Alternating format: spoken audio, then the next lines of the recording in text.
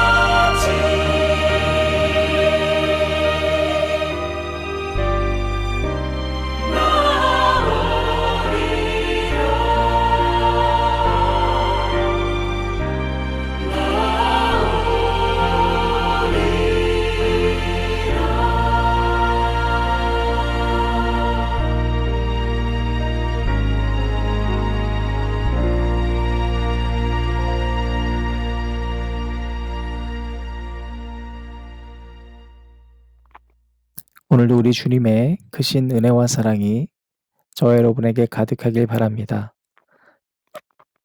지난주에 만났던 한 형제분께서 저에게 이런 질문을 했습니다.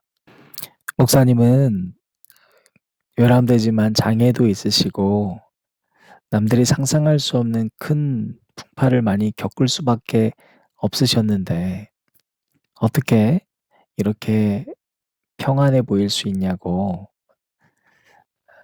제가 그분께 그렇게 대답을 했습니다. 1년 전에 드렸던 대답인데 그대로 대답할 수밖에 없다고. 저도 감정이 있어서 화도 나고 화도 내지만 그럼에도 놓치지 않고 매일 생각하는 것 중에 하나는 오늘 내가 마지막 날일 수도 있겠다라는 생각이라고 말했습니다. 이것은 제가 대학교에 계단을 오르내릴 때도 했던 생각이었습니다. 아무에게도 도움받고 싶지 않아서 계단을 혼자 올라가고 내려갔던 순간순간마다 오늘이 마지막일 수도 있겠다라고 생각하고 기도하고 지냈습니다.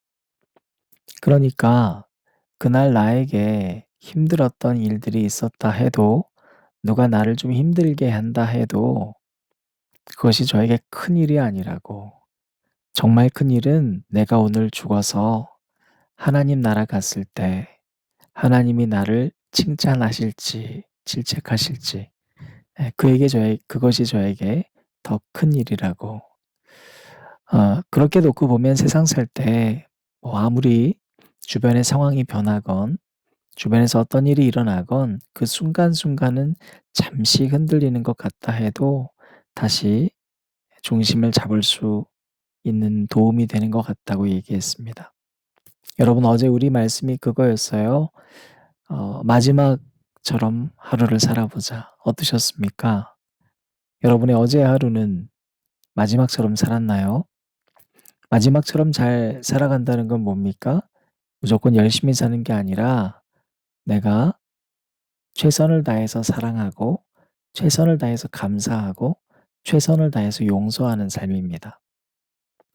부디 여러분이 어제 그러지 못했다면 오늘 주어진 이 하루가 마지막 찬스라고 생각하고 그렇게 살아가시기를 축원합니다.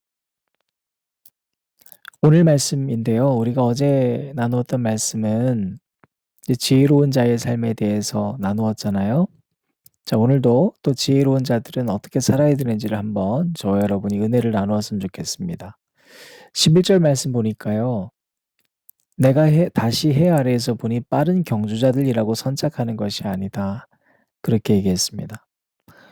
여러분 지혜는 뭐냐면 빨리 해야 된다라고 하는 조급증에서 벗어나야 되는 겁니다. 빨리 가게 되면 또 높이 가게 됩니다. 근데 여러분 그 두 가지가 가지고 오는 결과의 공통점이 하나가 있는데 그게 바로 존재를 놓치는 겁니다. 어느 순간 혼자가 되었다는 걸 알게 됩니다. 여러분 14절부터 15절까지 말씀을 보면요. 이렇게 증거하거든요. 곧 작고 인구가 많지 아니한 어떤 성읍에 큰 왕이 와서 그것을 에워싸고 큰 흉벅이를 쌓고 치고자 할 때에 그 성읍 가운데 가난한 지혜자가 있어서 그의 지혜로 그 성읍을 건진 그것이라. 그러나 그 가난한 자를 기억하는 사람이 없었도다. 어떤 성이 있는데 위기에 처했습니다. 그런데 이 성읍에서 지혜자가 그 지혜를 통해서 건져냈어요. 원래 이 성읍 자체가 그렇게 큰 것도 아니고 사람이 많지도 않았습니다. 그러니까 가난한 성읍이에요.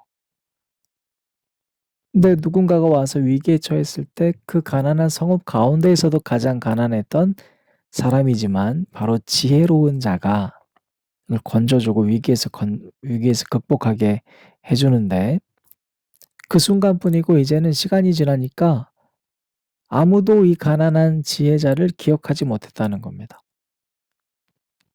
여러분 위기에서 정말로 죽을 수 있는 순간에서 우리를 구해준 건 지혜인데 그렇잖아요.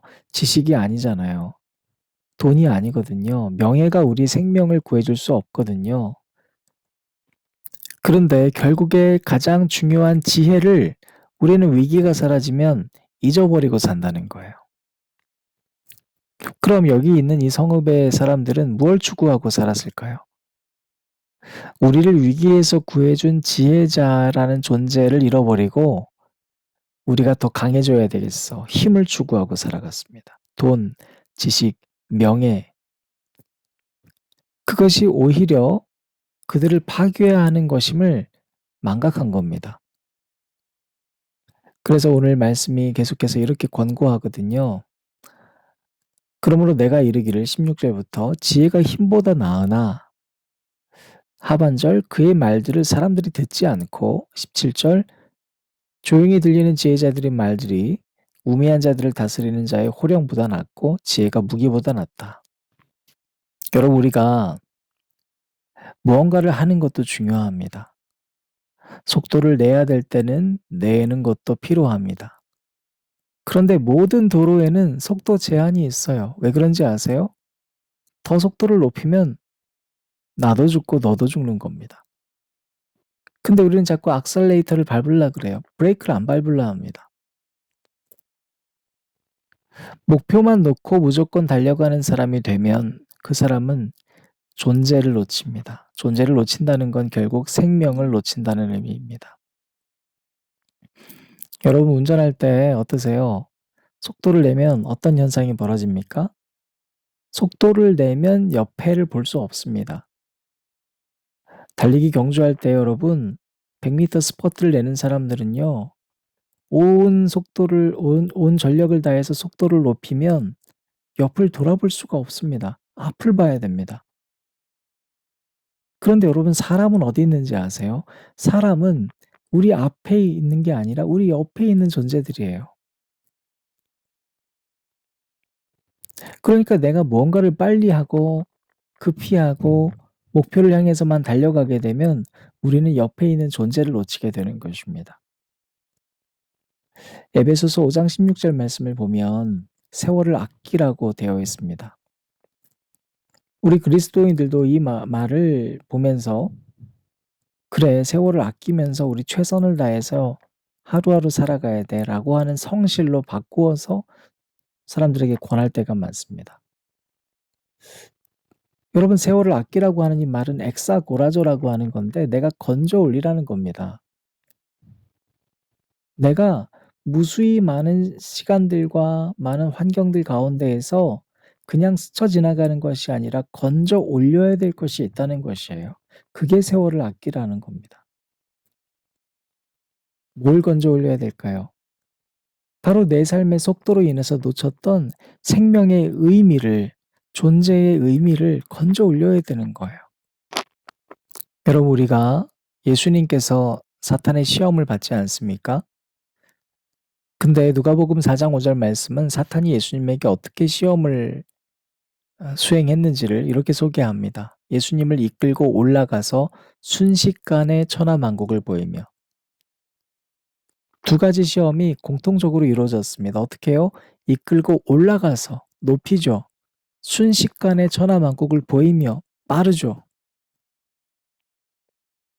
그러니까 뭐 예수님의 목적이 뭐예요? 세상을 구원하고 사람들을 구원하기 위해서 왔으니까 지금 사탄이 그걸 가지고 시험을 한 건데 그것은 바로 "너 지금 목적 수행해야지. 목표 달성해야지. 여기서 좀 봐봐. 천하 만국을 내가 다 줄게." 여러분 우리는 바로 이 빠름의 시험과 높이의 시험 앞에 늘 있는 거예요.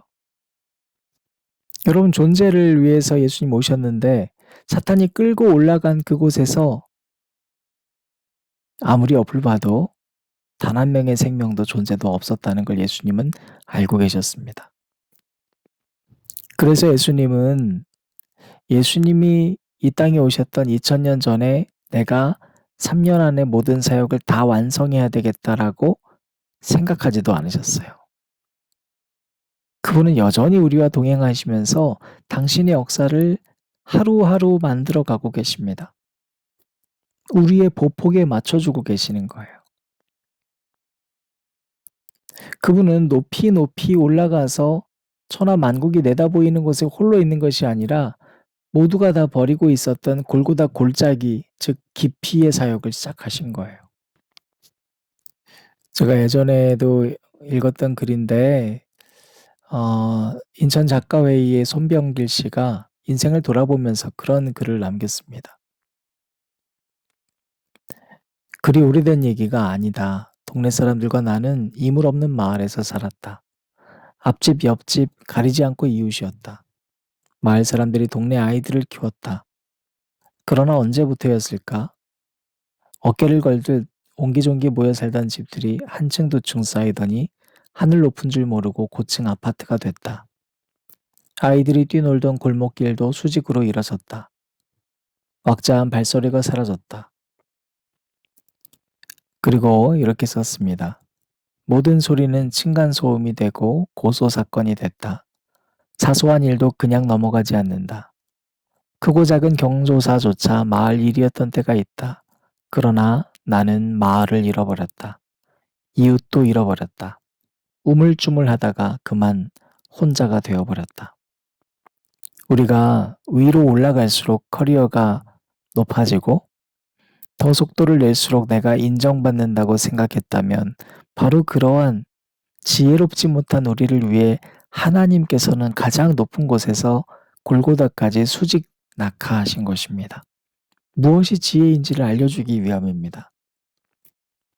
2022년 우리의 한 해가 속도를 내고 성과를 내고 목표만 생각하다가 존재를 놓친 시기는 아니었는가 깊게 돌아보십시다. 세월을 아끼라고 했었던 이 말이 내게 주어진 시간에 속도를 높이라는 의미도 아니요.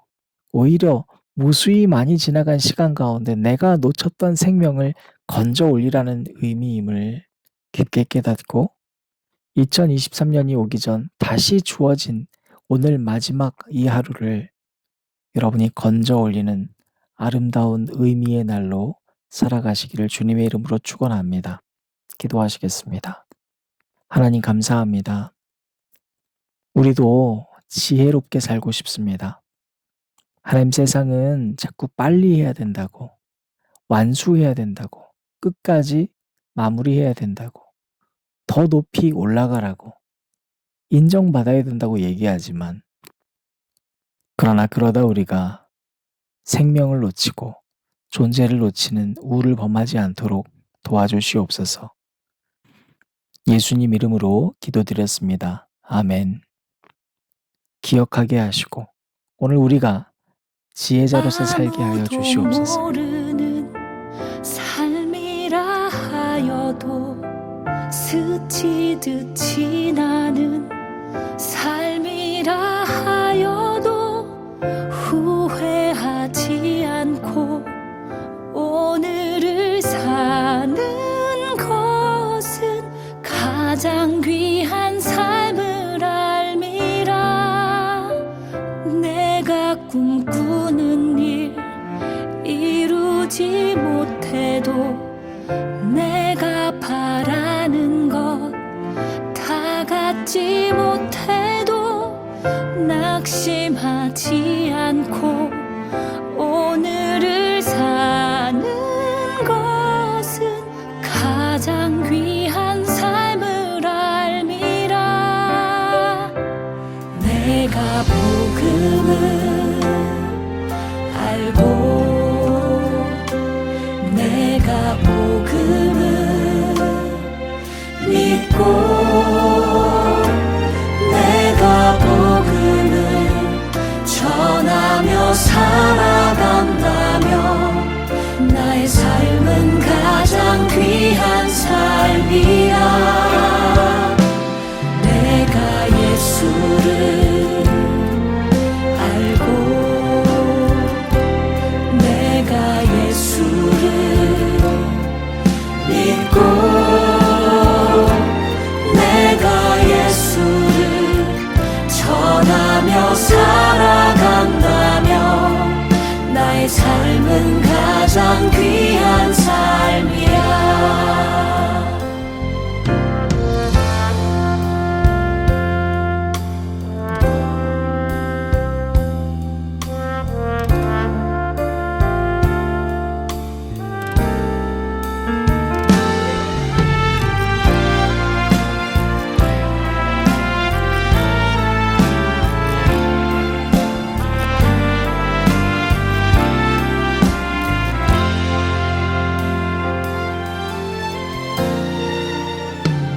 하나님 독생자 예수 그리스도 날 위해 고귀한 생명 주셨으니 그 생명 받은 나 하늘의 소